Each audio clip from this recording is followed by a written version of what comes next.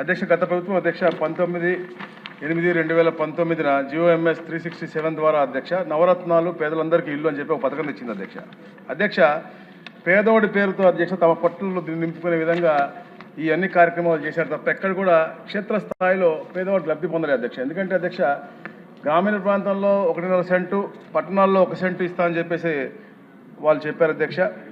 మొత్తంగా 31,35,320 దరఖాస్తులు వస్తే అధ్యక్ష 22,80,358 పేదల ఇళ్ల స్థలాలు పట్టాలు మంజూరు చేశారు అధ్యక్ష.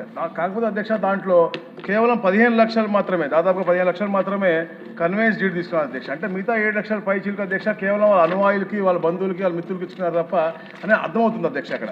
సో దాని మీద కూడా ప్రత్యేకమైన వెరిఫికేషన్ VROలు, RIలు అలాగే MRO స్థాయిలో ఒక వెరిఫికేషన్ కమిటీ వేశారు అధ్యక్ష. CCLA గారి ఆదేశాల మేరకు తప్పకుండా దీనిపైన వెరిఫై చేసి న్యాయం చేస్తాం అధ్యక్ష. అలాగే అధ్యక్ష ఏది లబ్ధిదారులు అందరూ కూడా వైసీపీ కార్యకర్తలాగానే ఉన్నటువంటి పరిస్థితి అధ్యక్ష. వీటిలో అధ్యక్ష ఇప్పుడు దాకా 43,948 మంది అనర్హులుగా ఇళ్ల పట్టాలు ఇచ్చినట్టుగా తెలిసింది అధ్యక్ష.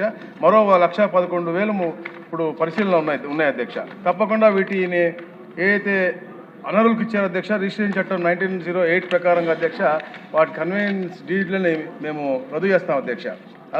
అలాగే అధ్యక్ష మీరు గతంలో చూస్తే అధ్యక్ష ఏదైతే నివాస యోగ్యం లేనటువంటి ప్రాంతాల్లో అధ్యక్ష ముఖ్యంగా పొలాల్లో, చెరువుల్లో ఏదైతే కొద్ది వర్షానికే పెద్ద మునిగిపోయే ప్రాంతాల్లో అధ్యక్ష ఇవన్నీ ఇచ్చినటువంటి పరిశ్రమలు చూసిన అధ్యక్ష. అందుకే అధ్యక్ష 2,65,691 మంది మాకు ఈ వద్దు ముర్రు అని చెప్పేసి కూడా వెనక్కిచ్చినటువంటి పరిస్థితి చూసాం అధ్యక్ష.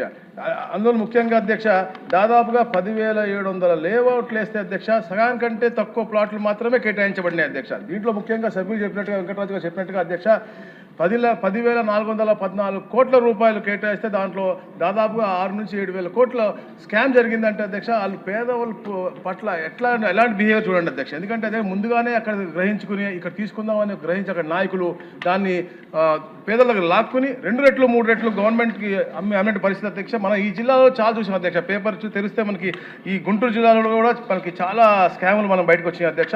నివాస యోగ్యం కాని ప్రాంతాల్లో ఇలాంటివి చేశారు కాబట్టి చాలా వ్యతిరేకత వచ్చింది అధ్యక్ష. దాంతోపాటు అధ్యక్ష వాళ్ళు కేవలం ఏదో కేంద్ర ప్రభుత్వం ఇచ్చిందో 1,80,000 అది మాత్రమే ఇచ్చారు కానీ ఏది అదనంగా ఇవ్వలేదు అధ్యక్ష.